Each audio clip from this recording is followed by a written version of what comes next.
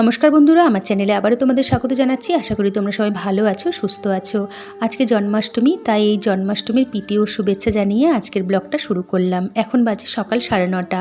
আমার স্নান হয়ে গেছে, বাসি কাজ ছেড়ে বাড়ির যে ঠাকুরের নিত্য পুজো সেটাও হয়ে গেছে। এখন আমি নারকেল কোটা তালের পাল্পটা বার করে নিয়েছি, আর যে আটি ওগুলো সব ছিল, মনের বাবা নিচে যাচ্ছিল, আমি বললাম ওগুলো একটু নিচে ফেলে দাও। আর আজকে জন্মাষ্টমীর দিন তো তাল লাগবেই, কারণ ভগবানের প্রিয় ফল তাল।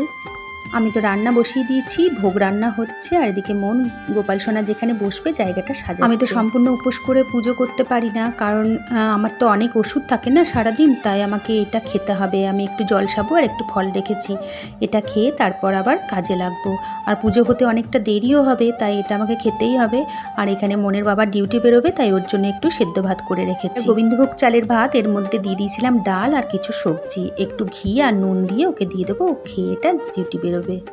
ও সাজানো গোছানো হয়ে গেছে জায়গাটা। এবার ওর বাবার সঙ্গে একটু মার্কেটে যাবে, টুকটাক একটু কেনাকাটার আছে। কেনাকাটা বলতে মিষ্টিগুলো তো আনা হয়নি, কারণ আমার ফ্রিজটা আগের দিন তো এনে রাখলে নষ্ট হয়ে যাবে, তাই আজকে সকালবেলা স্নান সেরে ওরা মিষ্টি আনতে যাচ্ছে। মিষ্টি, কেক, আরও কিছু জিনিস। এই দেখো বাজার থেকে ফিরেও এসেছে। আজকে সারা দিন সকাল থেকে ঝমঝম করে বৃষ্টি পড়ছে, কখন যে বৃষ্টি থামবে তার ঠিক নেই। বৃষ্টি থামার আর নামই নেই। তো মনকে বললাম যেগুলো নিয়ে এসেছি সেগুলো সব বের করে রাখ। এখানে একটা ভারী করে পেস্ট্রি কেক নিয়ে এসেছে, আর গোপাল সোনার জন্য একটা বড় কেক নিয়ে এসেছে। এগুলো সব বের করে রেখে আমি বললাম এবার দেরি হয়ে যাচ্ছে, এবার পঞ্চামৃত দিয়ে গোপাল সোনাকে স্নানটা করিয়ে দে, আর নতুন বস্ত্র পরিয়ে দোলনায় সাজিয়ে গুছিয়ে বসিয়ে রাখ, আর আমি এর মধ্যে ভোগ রান্নাটা কমপ্লিট করে নিই।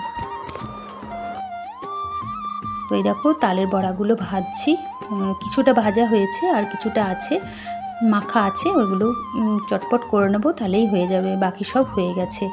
আর এই দেখো মাখাটা আছে, আর এখানে কিছুটা ভেজে রেখেছি, আর দেখো লুচিও হয়ে গেছে। আর ওইদিকে ঢাকা দিয়ে রেখেছি আলুর দম আর পায়েস। তো এইগুলো হয়ে গেছে। এবার মনকে বললাম চটপট তুই গোপাল সোনাকে রেডি করে দে। তো এই দেখো গোপাল সোনার পঞ্চামৃত দিয়ে স্নান হচ্ছে।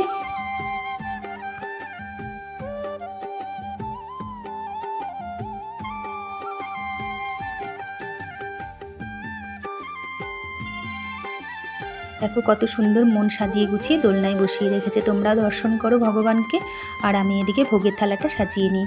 প্রথমে দিয়েছি লুচি, তারপর আলুর দম, সিমইয়ের পায়েস, ছানার পায়েস, মালপোয়া, তালের বড়া, তারপরে দেবো 5 রকমের মিষ্টি, এরপর সব শেষে দেবো নারকোল নাড়ু। আর সব খাবারের মধ্যে তুলসী পাতা দিয়ে দেবো। এদিকে ফলগুলোও কাটা আছে, ফলগুলোর মধ্যেও তুলসী পাতা দিয়ে দেবো।